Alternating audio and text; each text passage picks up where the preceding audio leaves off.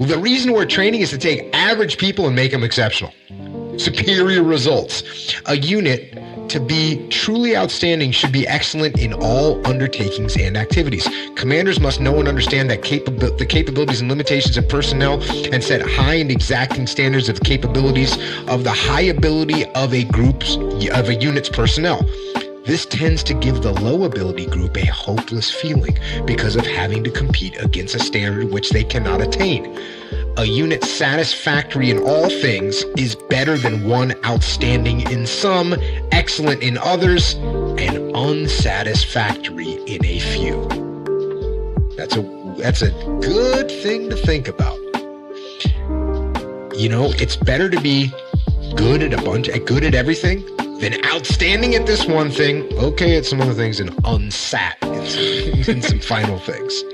Fast forward a little bit. Emphasize fundamentals. The basic difference between well-trained unit and one that is not well-trained is found in the attention paid to the fundamentals of marksmanship, chemical, biological, and radiological warfare, communications, maintenance, administration, and all other arts and skills that contribute to making the unit combat ready in the shortest possible time. A well-trained soldier is the only foundation upon which effective combat-ready units can be built. When the soldier fails to demonstrate proficiency in individual skills, the Army's investment is wasted and the combat readiness of the unit is diminished.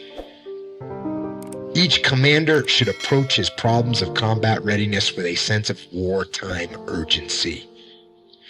There is no magic formula, no sweatless solution to achieving a high state of combat readiness in a unit.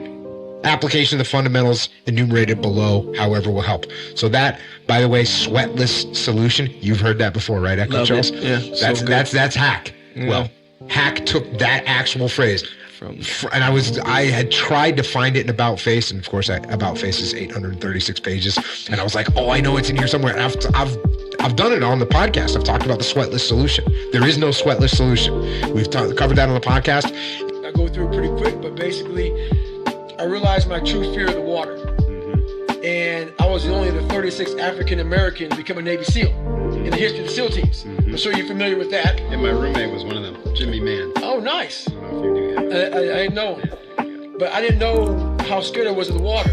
So I got this packet, like before the training program started, kind of teaching you how to, get ready for the program, like a warning order. And it was push-ups, sit-ups, all that stuff. I got to like the last page that said swimming. I said, okay, I've never really swam. I'll give it a try. So I got a how-to book on swimming. Went to the pool, and this is when I realized why a lot of blacks are not in special operations. You sink. I sink like a motherfucker. Sink like a motherfucker. So I got in that water, man, and this lifeguard was trying to hold me up. The first thing you do is swimming is float. Right. So I laid back on my back, and the guy said, relax. I relaxed. I lawn darted to the bottom of that pool. And I came up to the side of the gunwale, and I was sitting there breathing all heavy. He goes, man, you're fucked. He goes, you're negative point. I go, negative what? He goes, you can't float. Yeah.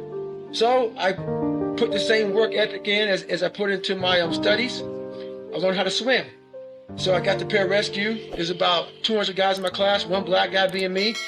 And I passed the swim test, passed the running, the push-ups, all that stuff. And the next couple of days, we had this thing called water confidence. This is when you know how comfortable you are in the water. So people don't know about water confidence. Basically what it is they pretty much try to drown your ass underwater. They take away the one thing you've had your whole life, which is breathing, and they want to see how comfortable you are in the water with different tasks.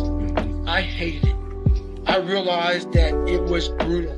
It was brutal. So same as pool comp, essentially. Same as pool comp, essentially. Yeah. But what this was, so pararescue was like a 12-week long, 6-week long, either 6 or 12. It changes all the time. I think it's 10 weeks long, matter of fact, of basically pre-scuba school. Yeah.